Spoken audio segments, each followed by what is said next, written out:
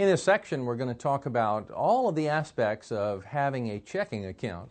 And checking accounts typically involve three items: the checks themselves, a check register, and bank statement. Now, the checks are little pieces of paper on which we are writing information which allows somebody to get money out of our account, basically. And a check register is a little form that we use to keep track of the checks that are written and deposits that are made. A bank statement is a statement that comes from a bank and gives us information about all of this activity that has taken place before. Well, let's go through each of the items. Checks have this appearance. Now, mostly we're going to be concerned with check registers and bank statements, but I'd like to start, just for completeness, I'd like to start with the idea of a check. And notice the aspects of a check, the items that are on a check. Name and address of the person who has the money in the account, generally is up here. And over to the right, there is a check number in the upper right-hand corner. Below that, a date is written.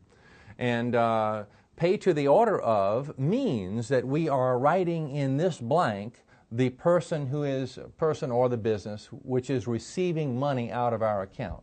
So we're paying money to the order of this entity. And the amount of money is listed here in dollars and cents.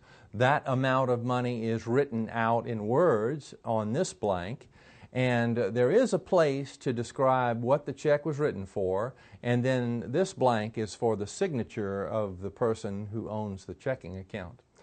Well, let's go through and write a check. Let's say that this check is written on June 29th. So I might put 6/29 here.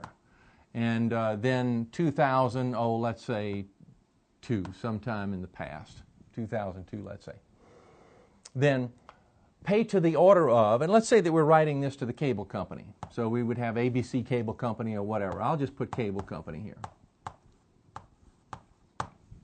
All right, and let's say the amount of the check is $30.25. Here's how we would write this. Now we can write 30 and then the decimal and then 25, but as a precaution, a lot of times the 25 cents is written like this with a little line under it. And that's to prevent some fraudulent activity involving checks. If you put a decimal and then 25 following the decimal, what if somebody just erased the decimal point? Then it would look like $3,025, you see. So the amount could more easily be changed if we don't do something like this. A lot of people even put 2 lines under here like this. It doesn't make any difference. All right, now here we're describing the amount of money in words. So it's $30.25, and we are writing this in terms of some number of dollars, notice. So here's how we do that. So it's the whole numbered part, the 30.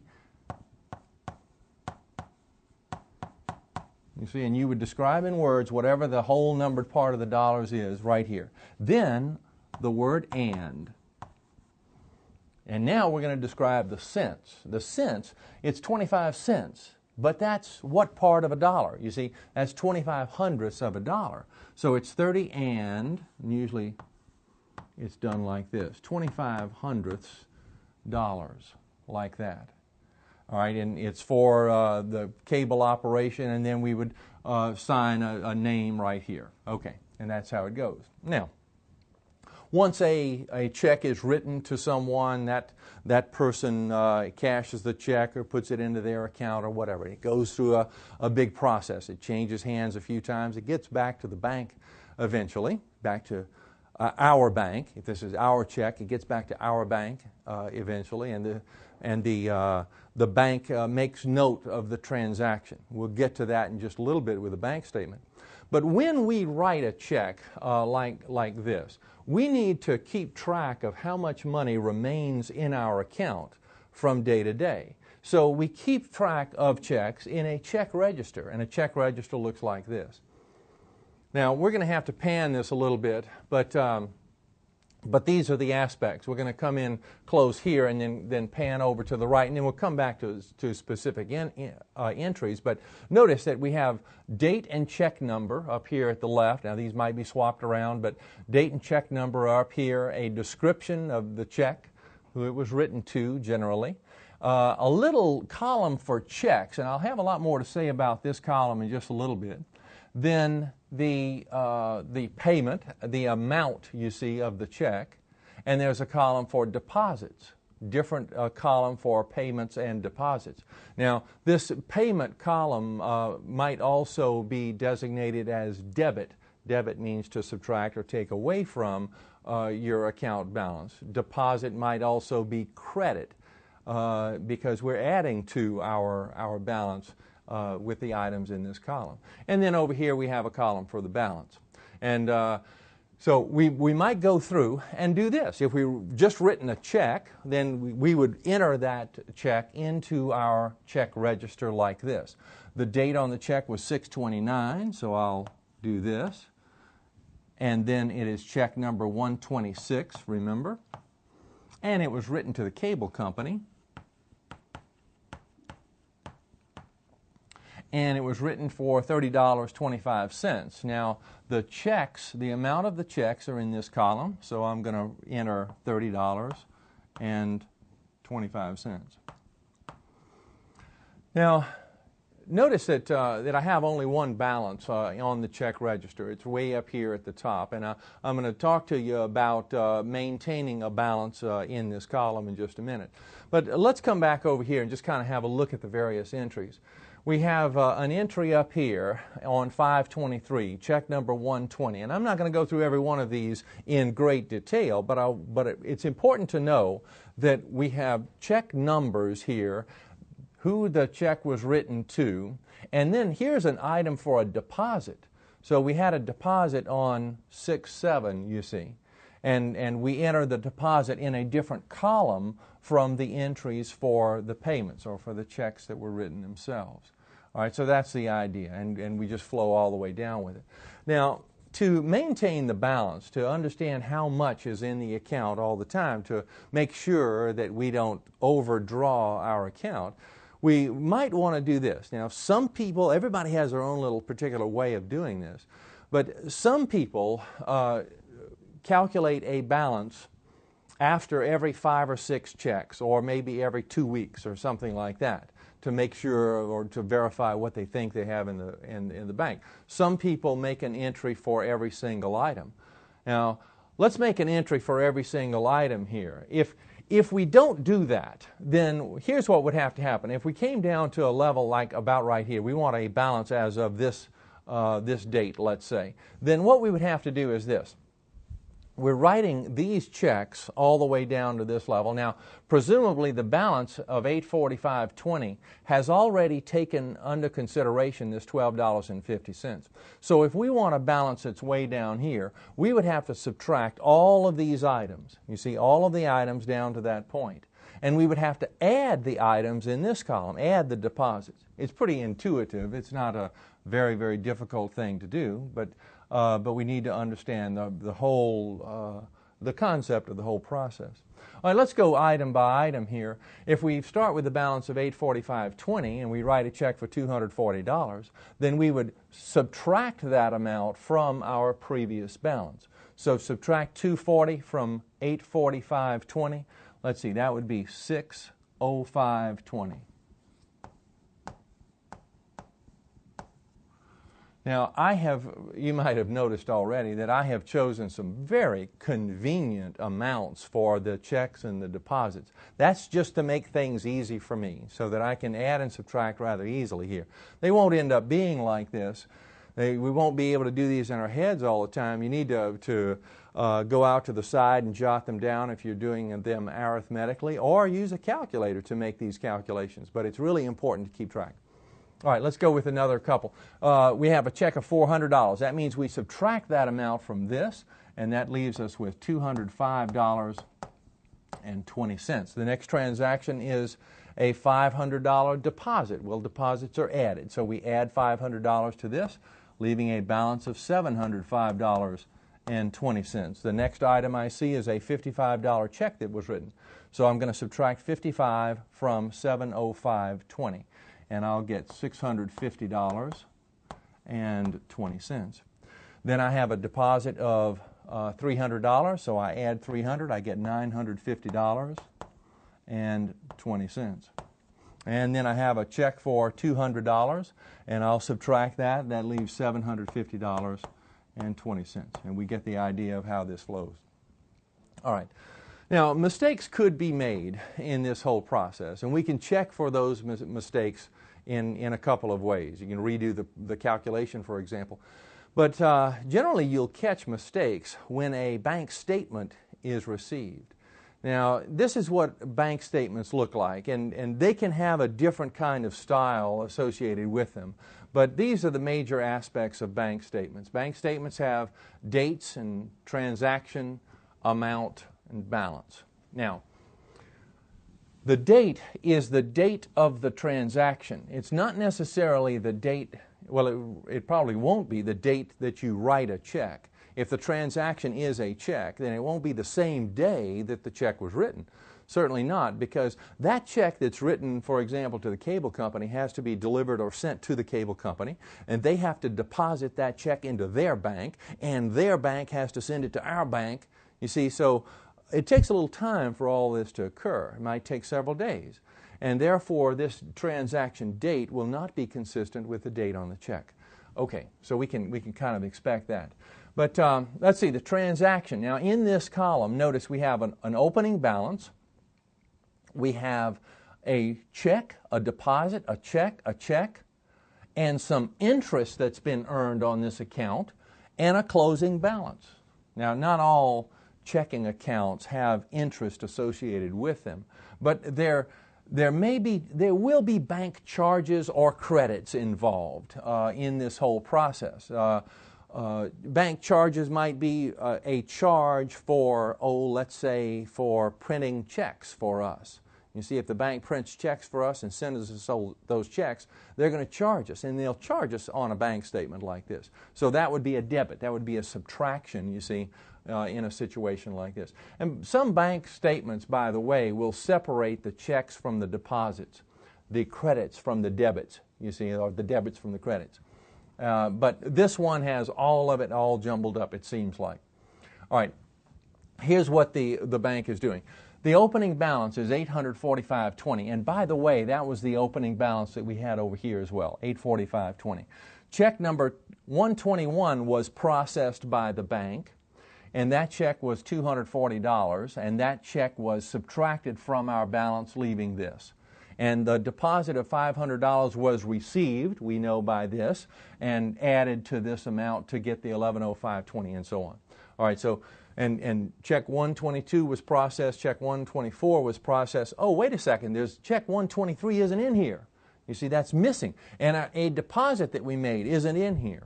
You see, the bank isn't going to check or isn't going to have listed here every single transaction which has occurred in any particular period. Because after all, if you send a check to someone who's out of state, for example, then the check may not have been processed in time for the bank statement to be published. And if you make a deposit on the very last day of the statement period, then it's not going to be recorded by the bank in time for the statement to be printed.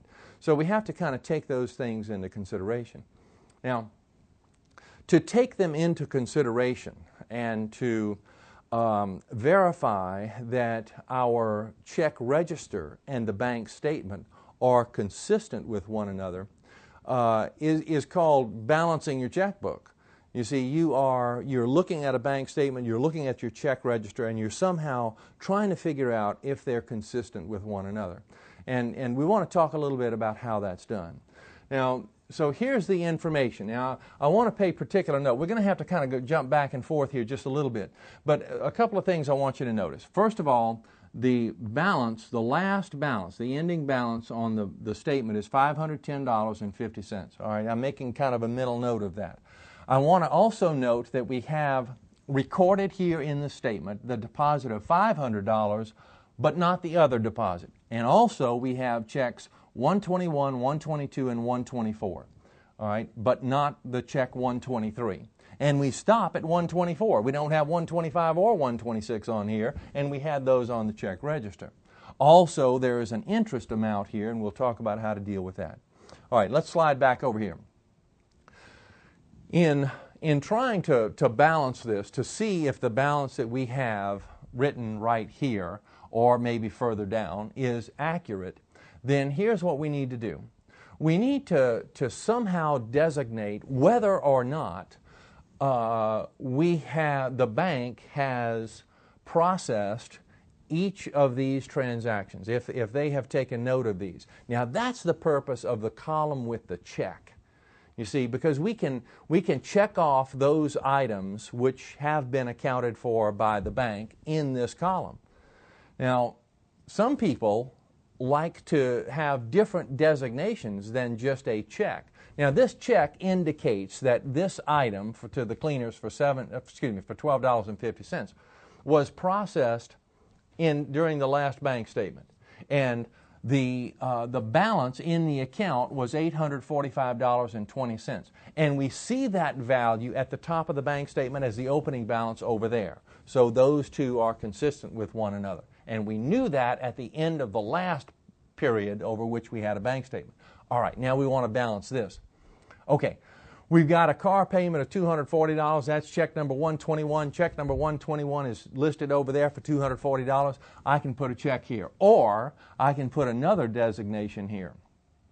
Now, I personally like to have different designations. I have at least three.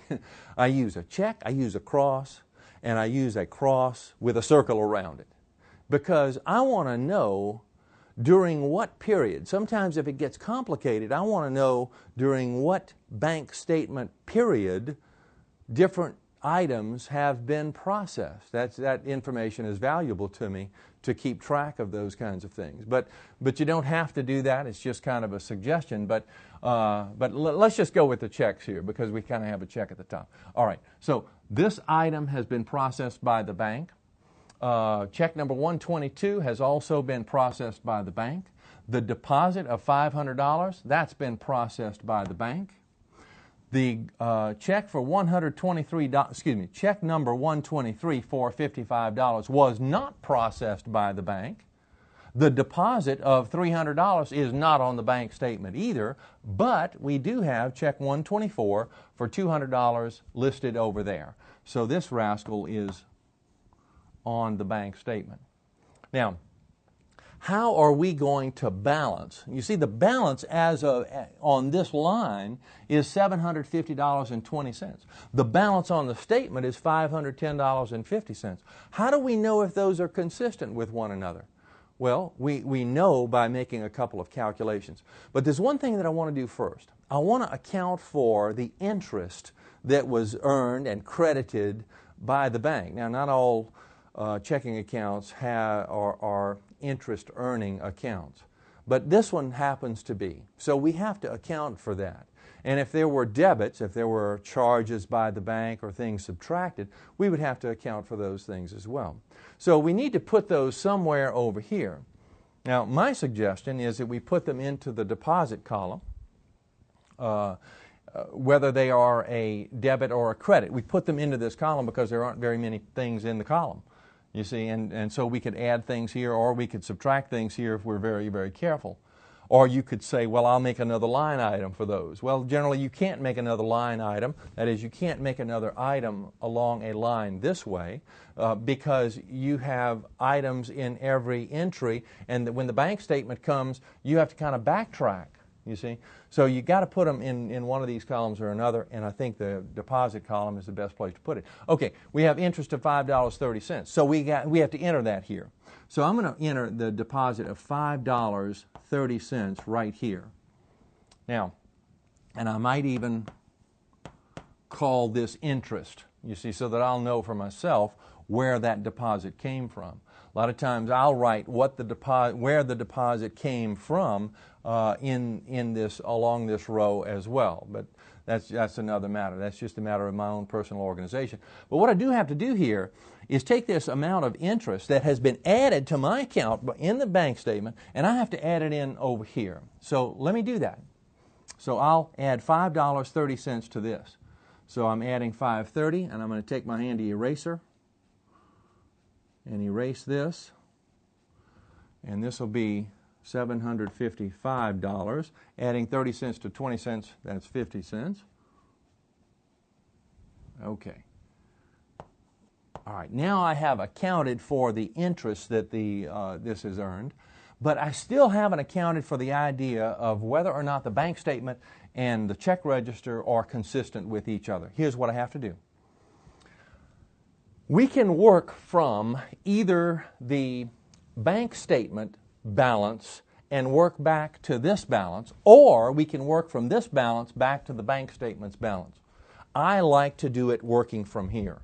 You see, this is my balance. This is what I think the accurate balance is, and I want to reconcile it with the bank statement.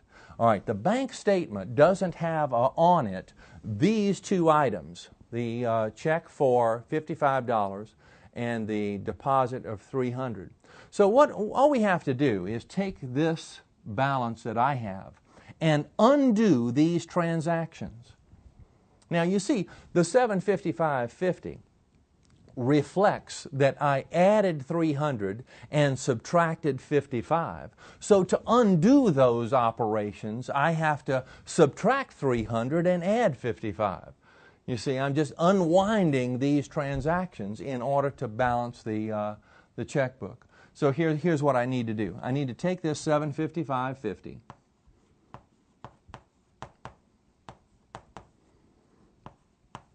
and I subtracted the $55 before. Well, now I'm going to add it back in to sort of unwind that transaction. And I get $810.50. Now, if I want to unwind this deposit of $300, the $300 was added. Well, now I have to unwind it by subtracting it. So I'll take the $810.50 and I'll subtract $300. And I get $510.50. And this is what I'm comparing to the balance on the bank statement. And the bank statement balance, as I look over there, is $510.50. So this does balance with our bank statement. And I might even put a check over here to say, gee, this is the last point on my check register where I balanced my checkbook. So I can start from here the next time I go through this process.